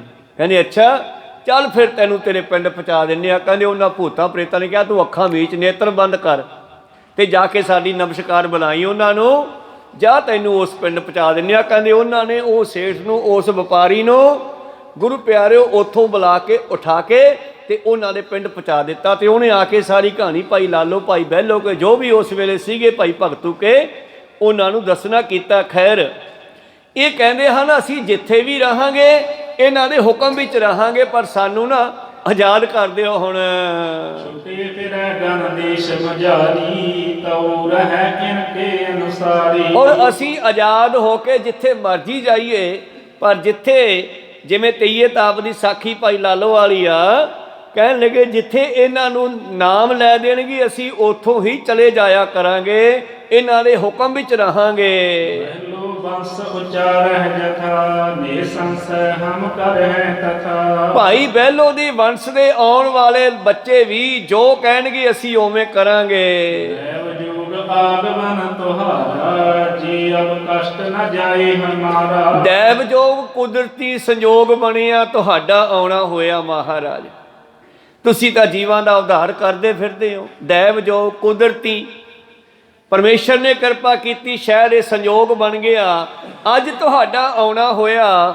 ਜੇ ਤੁਹਾਡੇ ਆਇਆਂ ਤੋਂ ਸਾਡਾ ਉਧਾਰ ਨਾ ਹੋਵੇ, ਸਾਡਾ ਦੁੱਖ ਦੂਰ ਨਾ ਹੋਇਆ, ਤਾਂ ਫਿਰ ਪੁਨਹ ਕੌਣ ਸਮਰਥ ਛੁਟਕਾਵੈ, ਰਾਵਰ ਬਿਨਾ ਨ ਸੰਕਟ ਜਾਵੈ। ਕਿਉਂਕਿ ਤੁਹਾਡੇ ਪਹਿਲੇ ਜਾਮਿਆਂ ਦੇ ਵਿੱਚ ਸਾਨੂੰ ਗੁਲਾਮ ਕੀਤਾ ਗਿਆ, ਇਹਨਾਂ ਦੇ ਵਸ ਪਾਇਆ ਗਿਆ, ਤੇ ਤੁਸੀਂ ਹੀ ਛੁਡਾ ਸਕਦੇ ਹੋ। ਕਿਉਂਕਿ 10 ਹੀ ਗੁਰੂ ਪਹਿਲੇ ਜਾਮੇ ਤੋਂ ਲੈ ਕੇ 10ਵੇਂ ਜਾਮੇ ਤੱਕ ਇੱਕੋ ਹੀ ਜੋਤ ਆ। ਜੇ ਬਾਬੇ ਨਾਨਕ ਨੇ ਲਾਹੌਰ ਚੋਂ ਲੰਘਦਿਆਂ ਹੋਇਆਂ ਗਊਆਂ ਦਾ ਕਤਲੇਆਮ ਹੁੰਦਾ ਵੇਖਿਆ, ਮੁਸਲਮਾਨਾਂ ਦਾ ਵਾਸਾ ਸੀਗਾ, ਤੜਕੇ ਤੜਕੇ ਸਵਾ ਪੈ 3-4 ਘੰਟੇ ਇਹਨਾਂ ਨੇ ਗਊਆਂ ਵੱਢਣੀਆਂ, ਉਹਨਾਂ ਦਾ ਮਾਸ ਸਾਫ਼ ਕਰਨਾ, ਫਿਰ ਸਾਰਾ ਦਿਨ ਵੇਚਣਾ। ਤੇ ਬਾਬਾ ਨਾਨਕ ਭਾਈ ਮਰਦਾਨਾ ਜੀ ਨਾਲ ਲਾਹੌਰ ਚੋਂ ਲੰਘੇ ਤੇ ਇੱਕ ਥਾਂ ਇਹ ਕਤਲੇਆਮ ਹੁੰਦਾ ਦੇਖਿਆ, ਤੇ ਭਾਈ ਮਰਦਾਨੇ ਨੂੰ ਕਹਿੰਦੇ ਚੱਲ ਭਾਈ ਮਰਦਾਨੀਆ ਆਪਾਂ ਨਹੀਂ ਇੱਥੇ ਖੜਨੇ। ਕਿਉਂ ਮਹਾਰਾਜ? ਉਹ ਲਾਹੌਰ ਸ਼ਹਿਰ ਜ਼ਹਿਰ ਕਹਿਰ ਸਵਾ ਪੈਰ, ਇੱਥੇ ਰੋਜ਼ ਤੜਕੇ ਗਊਆਂ ਦਾ ਪਸ਼ੂਆਂ ਦਾ ਕਤਲੇਆਮ ਹੁੰਦਾ, ਚੱਲ ਆਪਾਂ ਗਾਹਾਂ ਚੱਲਦੇ ਹਾਂ। ਇੰਨਾ ਕਹਿ ਕੇ ਚਲੇ ਗਏ। ਉਸ ਤੋਂ ਬਾਅਦ ਲਾਹੌਰ ਦੇ ਵਿੱਚ ਲੜਾਈਆਂ ਕਹਿਰ ਆਦਿ ਰਹਿਣ ਲੱਗੇ। ਸਮਾਂ ਬਤੀਤ ਹੁੰਦਾ ਗਿਆ। ਤੀਜੇ ਪਾਤਸ਼ਾਹ ਦਾ ਸਮਾਂ ਆਇਆ। ਲਾਹੌਰ ਵਾਲਿਆਂ ਨੂੰ ਵੀ ਪਤਾ ਲੱਗਿਆ ਵੀ ਬਾਬਾ ਨਾਨਕ ਇਹ ਬਚਨ ਕਹਿ ਗਿਆ ਸੀ, ਤੇ ਹੁਣ ਇਹ ਬਚਨ ਨੂੰ ਬਾਬੇ ਨਾਨਕ ਦਾ ਹੀ ਕੋਈ ਸਰੂਪ ਬਦਲ ਸਕਦਾ ਹੈ। ਕੋਈ ਸਤਨਾਮ, ਹੋਰ ਕਿਸੇ ਕੋਲੇ ਤਾਕਤ ਨਹੀਂ। ਤਾਂ ਲਾਹੌਰੋਂ ਗੁਰੂ ਪਿਆਰੋਂ ਸੰਗਤ ਆਈ ਇਕੱਠੀ ਹੋ ਕੇ, ਤੀਜੇ ਪਾਤਸ਼ਾਹ ਜੀ ਨੂੰ ਮਿਲੀ। ਮਹਾਰਾਜ ਕਿਰਪਾ ਕਰੋ। ਕਿਉਂ ਭਾਈ? ਲਾਹੌਰ ਦੇ ਵਿੱਚ ਤੜਕੇ ਤੜਕੇ ਸਾਡੇ ਘਰਾਂ ਦੇ ਵਿੱਚ ਬੜੀਆਂ ਲੜਾਈਆਂ ਹੋ ਜਾਂਦੀਆਂ। ਲਾਹੌਰ ਸ਼ਹਿਰ ਜ਼ਹਿਰ ਕਹਿਰ ਸਵਾ ਪੈਰ, ਬੜੀਆਂ ਲੜਾਈਆਂ ਹੋ ਜਾਂਦੀਆਂ। ਮਹਾਰਾਜ ਕਹਿਰ ਹੀ ਵਰਤ ਜਾਂਦਾ, ਕਈ ਵਾਰੀ ਤਾਂ ਮਰ ਵੀ ਜਾਂਦੇ ਆ ਲੋਕ। ਤੇ ਆਪ ਜੀ ਦੇ ਪਹਿਲੇ ਸਰੂਪ ਬਾਬੇ ਨਾਨਕ ਨੇ ਸਾਡੇ ਨਗਰ ਆਉਣਾ ਕੀਤਾ ਸੀਗਾ, ਤੇ ਉਹਨਾਂ ਨੇ ਬਚਨ ਕੀਤਾ ਸੀਗਾ ਲਾਹੌਰ ਸ਼ਹਿਰ ਜ਼ਹਿਰ ਕਹਿਰ ਸਵਾ ਪੈਰ। ਉਹ ਬਚਨ ਹਜੇ ਤੱਕ ਚੱਲੀ ਜਾਂਦਾ। ਤੇ ਕਿਰਪਾ ਕਰੋ ਮਹਾਰਾਜ, ਬੰਦ ਕਰੋ ਹੁਣ, ਸੁਖ ਵਰਤਾਓ। ਤੇ ਧੰਨ ਗੁਰੂ ਅਮਰਦਾਸ ਜੀ ਕਹਿੰਦੇ ਲਾਹੌਰ ਸ਼ਹਿਰ ਅੰਮ੍ਰਿਤਸਰ ਸਿਫਤੀ ਦਾ ਘਰ। ਕੋਈ ਗੱਲ ਨਹੀਂ, ਇਹ ਲਾਹੌਰ ਸ਼ਹਿਰ ਦੇ ਵਿੱਚ ਹੀ ਅੰਮ੍ਰਿਤਸਰ ਵਾਲੀ ਜਗ੍ਹਾ ਪੈਂਦੀ ਸੀ, ਉਹਦੇ ਵੱਡਾ ਸੀ ਲਾਹੌਰ ਦਾ ਏਰੀਆ। ਕਹਿੰਦੇ ਲਾਹੌਰ ਸ਼ਹਿਰ ਅੰਮ੍ਰਿਤਸਰ ਸਿਫਤੀ ਦਾ ਘਰ, ਕੋਈ ਨਹੀਂ, ਇੱਥੇ ਹੁਣ ਸਿਫਤ ਹੋਇਆ ਕਰੇਗੀ। ਫਿਰ ਤੀਜੇ ਪਾਤਸ਼ਾਹ ਤੋਂ ਬਾਅਦ ਅੱਗੇ ਚੌਥੇ ਤੇ ਪੰਜਵੇਂ ਪਾਤਸ਼ਾਹ ਨੇ ਹਰਿਮੰਦਰ ਸਾਹਿਬ ਦੀ ਰਚਨਾ ਕੀਤੀ। ਕਹੋ ਸਤਨਾਮ। ਅੰਮ੍ਰਿਤਸਰ ਦੀ ਰਚਨਾ ਹੋਈ। ਖੈਰ ਮਨੋਬਿਰਤੀਆਂ ਉੱਥੇ ਰੱਖੀਏ। ਇਸੇ ਤਰ੍ਹਾਂ ਹੀ ਇਹ ਕਹਿਣ ਲੱਗੇ ਦੇਵ ਜੋਗ ਨਾਲ ਅਸੀਂ ਬਹਿਲੋਕਿਆਂ ਦੇ ਵਸ ਪਏ ਹੋਏ ਹਾਂ। ਅੱਜ ਤੁਸੀਂ ਮਿਲ ਗਏ, ਜੇ ਅੱਜ ਤੁਸੀਂ ਨਾ ਆਜ਼ਾਦ ਕੀਤਾ ਫਿਰ ਸਾਨੂੰ ਕੌਣ ਆਜ਼ਾਦ ਕਰੇਗਾ?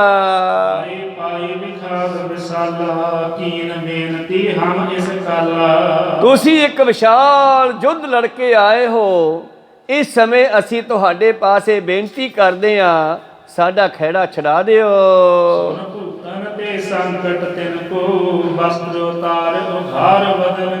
ਧੰਨ ਗੁਰੂ ਗੋਬਿੰਦ ਸਿੰਘ ਮਹਾਰਾਜ ਜੀ ਚਾਦਰਾ ਲੈ ਕੇ ਮੂੰਹ ਤੇ ਪਏ ਸਨ, ਪਲੰਗੇ ਤੇ ਆਰਾਮ ਕਰ ਰਹੇ ਸੀ। ਰਾਤ ਦਾ ਸਮਾਂ, ਤੇ ਇਹਨਾਂ ਨੇ ਆ ਕੇ ਬੇਨਤੀ ਕੀਤੀ। ਇਹਨਾਂ ਦੀਆਂ ਸਾਰੀਆਂ ਬੇਨਤੀਆਂ ਸੁਣ ਕਰਕੇ ਪਾਤਸ਼ਾਹ ਨੇ ਮੁਖ ਤੋਂ ਚਾਦਰ ਲਾਹੀ ਆ, ਤੇ ਇਹਨਾਂ ਨੂੰ ਹੁਕਮ ਕੀਤਾ ਹੈ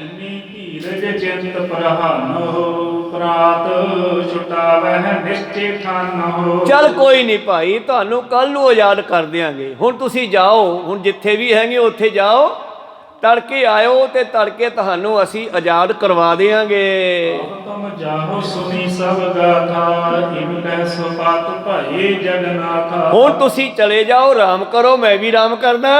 ਤੜਕੇ ਤੁਸੀਂ ਆਇਓ ਤੇ ਫਿਰ ਤੁਹਾਨੂੰ ਤੜਕੇ ਆਜ਼ਾਦ ਕਰਵਾ ਦੇਵਾਂਗੇ। ਰਾਤ ਬਿਤਾਈ ਉਠੇ ਪ੍ਰਭ ਪ੍ਰਾਤੀ ਸੌਚ ਇਸ਼ਨਾਨ ਠਾਨ ਭਲ ਭਾਂਤੀ। ਇਸ ਤਰ੍ਹਾਂ ਸਤਿਗੁਰੂ ਪਾਤਸ਼ਾਹ ਜੀ ਨੇ ਵੀ ਰਾਤ ਬਤੀਤ ਕੀਤੀ, ਆਰਾਮ ਕੀਤਾ। ਦੂਜਾ ਦਿਨ ਚੜ੍ਹਿਆ। ਜਿਸ ਚੜੇ ਗੁਰ ਕੇ ਟਿਗ ਆਈ ਪੰਚੋ ਭਰਾਤਾ ਦਰਸ਼ਨ ਪਾਈ। ਤੀਜੇ ਚੌਥੇ ਦਿਨ ਦੀ ਗੱਲ ਹੈ, ਕਿਉਂਕਿ ਇਹਨਾਂ ਕੋਲੇ ਕਈ ਦਿਨ ਪਾਤਸ਼ਾਹ ਰਹੇ ਹਨ। ਤਾਂ ਇੱਕ ਦਿਨ ਫਿਰ ਤੜਕੇ ਜਦੋਂ ਇਹ ਪੰਜੇ ਭਰਾ ਦਰਸ਼ਨਾਂ ਲਈ ਆਏ, ਬੈਠ ਗਈ ਬੰਧਨ ਕਰ ਜਬੈ ਸ੍ਰੀ ਮੁਖ ਹੁਕਮ ਬਖਾਨਿਓ ਤਬੈ। ਇਹਨਾਂ ਨੇ ਬੈਠ ਕੇ ਨਮਸਕਾਰ ਕੀਤੀ, ਬੇਨਤੀ ਕਰਕੇ ਬੈਠ ਗਏ। ਪਾਤਸ਼ਾਹ ਕਹਿੰਦੇ, ਉਹ ਭਾਈ ਬਹਿਲੋ ਕਿਉਂ? ਭੂਤ ਪ੍ਰੇਤ ਜੋ ਪਕਰੀ ਰਾਸੀ ਕਰ ਦਿਓ ਅਬ ਕੀ ਬੰਦ ਖਲਾਸੀ। ਆ ਜਿਹੜੇ ਤੁਹਾਡੇ ਵਸ ਵਿੱਚ ਭੂਤ ਪ੍ਰੇਤ ਕੀਤੇ ਆ ਵੱਡਿਆਂ ਗੁਰੂਆਂ ਨੇ, ਤੀਜੇ ਪਾਤਸ਼ਾਹ ਨੇ, ਪੰਜਵੇਂ ਪਾਤਸ਼ਾਹ ਨੇ, ਹਾਂਜੀ, ਕਹਿੰਦੇ ਇਹਨਾਂ ਨੂੰ ਛੱਡ ਦਿਓ। ਹੁਣ ਕਹੋ ਸਤਿਨਾਮ। ਇਹਨਾਂ ਦੀ ਬੰਦ ਖਲਾਸੀ ਕਰ ਦਿਓ, ਇਹਨਾਂ ਨੂੰ ਆਜ਼ਾਦ ਕਰ ਦਿਓ, ਆਪਣੇ ਬਚਨਾਂ ਚੋਂ ਕੱਢ ਦਿਓ। ਕਾਲ ਨਿਤ ਪ੍ਰਤ ਨਰ ਕੋਟੀ ਸ਼ੋਭ ਮਤ ਛੋਟੀ ਦੁਰਮਤ ਮੋਟੀ। ਔਰ ਕਲਯੁਗ ਦਾ ਸਮਾਂ ਆ ਰਿਹਾ ਹੈ, ਜਿਹੜੇ ਕਲਯੁਗ ਦੇ ਲੋਕ ਹਨ ਉਹਨਾਂ ਦੀ ਮਤ ਮੋਟੀ ਹੈ ਤੇ ਚੰਗੀ ਮਤ ਘਟਦੀ ਜਾਂਦੀ ਹੈ, ਭੈੜੀ ਮਤ ਵੱਧਦੀ ਜਾਂਦੀ ਹੈ। ਨਿਤ ਮਾਨਹਿ ਹੁਕਮ ਤੁਮਾਰਾ ਜਹ ਭੈਲੋ ਕਾ ਨਾਮ ਉਚਾਰਾ। ਔਰ ਇਹ ਸਾਰੇ ਵਾਅਦਾ ਕਰਦੇ ਆ ਤੁਹਾਡੇ ਨਾਲ ਵੀ ਜਿੱਥੇ ਭਾਈ ਬਹਿਲੋ ਦਾ, ਭਾਈ ਲਾਲੋ ਦਾ ਨਾਮ ਲਿਆ ਜਾਵੇਗਾ, ਉਹ ਅਸੀਂ ਇਹਨਾਂ ਦਾ ਹੁਕਮ ਮੰਨਾਂਗੇ। ਕਹਿ ਨ ਸਕੈ ਬੀਚ ਨਰ ਨਾਰੀ ਇਬ ਵਰਤਹਿ ਆਇਸ ਅਨੁਸਾਰੀ। ਔਰ ਉਹ ਕਹਿੰਦੇ ਆ ਅਸੀਂ ਉੱਥੇ ਨਾ ਕਿਸੇ ਜੇ ਮਨੁੱਖ ਇਸਤਰੀ ਵਿੱਚ ਨੂੰ ਚੁੰਬੜੇ ਹੋਵਾਂਗੇ ਨਾ, ਛੱਡ ਕੇ ਭੱਜ ਜਾਾਂਗੇ, ਤੁਰ ਜਾਾਂਗੇ, ਅਸੀਂ ਉਹਨਾਂ ਵਿੱਚ ਨਹੀਂ ਖੜਾਂਗੇ।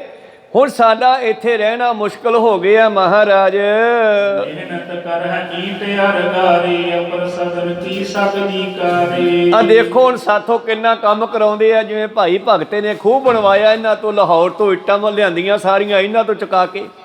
ਕਹਿੰਦੀ ਅਸੀਂ ਬੜੀ ਮਿਹਨਤ ਕਰਦੇ ਆ ਮਹਾਰਾਜ ਇੱਟਾਂ ਗਾਰੇ ਦੇ ਨਾਲ। ਇਸਕੇ ਛੋੜਦੇ ਹੋਏ ਰਤਾਈ ਇਸ ਪ੍ਰਕਾਰ ਜਬ ਕਹੇ ਗੁਸਾਈ। ਔਰ ਅਸੀਂ ਇਹਨਾਂ ਦਾ ਸਾਰਾ ਕੰਮ ਕਰਾਂਗੇ, ਜਿਹੜੀ ਵੀ ਮਿਹਨਤ ਕਰਾਉਣਗੇ, ਪਰ ਕਿਰਪਾ ਕਰਕੇ ਸਾਨੂੰ ਆਜ਼ਾਦ ਕਰ ਦਿਓ। ਉਹ ਭਾਈ ਬਹਿ ਲਿਓ ਕਿਉਂ ਸਿੱਖੋ। ਭਾਈ ਗੁਰਦਾਸ ਹੁਣ ਇਹਨਾਂ ਨੂੰ ਆਜ਼ਾਦ ਕਰ ਦਈਏ ਆਪਾਂ। ਤੋ ਇੱਕ ਥਾਨ ਗਹੀ ਰਹਿ ਤਹਿ ਸਮਰਥਵਾਨ। ਔਰ ਨੇੜੇ ਕਿਤੇ ਇੱਕ ਚੱਕਰ ਬਣਾਇਆ ਸੀ, ਕੰਧ ਕੱਢ ਕੇ ਘੇਰਾ, ਜਿਵੇਂ ਭੇਡਾਂ ਦਾ ਵਾੜਾ ਬਣਿਆ ਹੁੰਦਾ, ਏਦਾਂ ਦਾ ਵਾੜਾ ਬਣਾਇਆ ਸੀ। ਕਹਿੰਦੇ ਸਾਰੇ ਉੱਥੇ ਬੰਦ ਕੀਤੇ ਹੋਏ ਸਨ, ਉੱਥੇ ਹੀ ਰਹਿੰਦੇ ਸਨ। ਜਦੋਂ ਲੋੜ ਪੈਂਦੀ ਇਹਨਾਂ ਤੋਂ ਕੰਮ ਲੈਂਦੇ ਸੀ। ਗੁਰ ਕੋ ਬਾਕਮਾਨ ਸਭ ਭਾਈ ਆਏ ਨਿਕਾਰੇ ਤਹਿ ਸਮੁਦਾਈ। ਔਰ ਭਾਈ ਬਹਿਲੋ ਕਿਆ ਇਹਨਾਂ ਸਿੱਖਾਂ ਨੇ ਫਿਰ ਜਾ ਕੇ ਬਚਨ ਕੀਤਾ, ਜਾਓ ਭਾਈ ਤੁਸੀਂ ਆਜ਼ਾਦ, ਜਾਓ ਜਿੱਧਰ ਮਰਜੀ ਜਾਓ। ਹਰਿਖ ਸਦਨ ਮੈਂ ਹੋਵਾ ਬੰਦਹਿ ਗੁਰ ਕੋ ਦਰਸ਼ਨ ਜਿਉਵਾ। ਔਰ ਸਾਰੇ ਆਏ ਤੇ ਦੁਬਾਰਾ ਗੁਰੂ ਸਾਹਿਬ ਦੇ ਚਰਨਾਂ ਵਿੱਚ ਨਮਸਕਾਰ ਕਰਦੇ ਆ, ਧੰਨਵਾਦ ਕਰਦੇ ਆ, ਤੇ ਇਦਾਂ ਉਹ ਰੂਹਾਂ ਜਿਹੜੀਆਂ ਆਜ਼ਾਦ ਕਰ ਦਿੱਤੀਆਂ। ਭੂਤ ਪ੍ਰੇਤ ਜੀ ਨੂੰ ਕਹਿੰਦੇ ਆ। ਪੰਚੋ ਭਰਾਤੋ ਕੋ ਭਰਾਤਾ ਕੋ ਬੰਦ ਗਈ ਜਬ ਛਿਤ ਛੁੱਟ ਕਰ ਬ੍ਰਿੰਦ।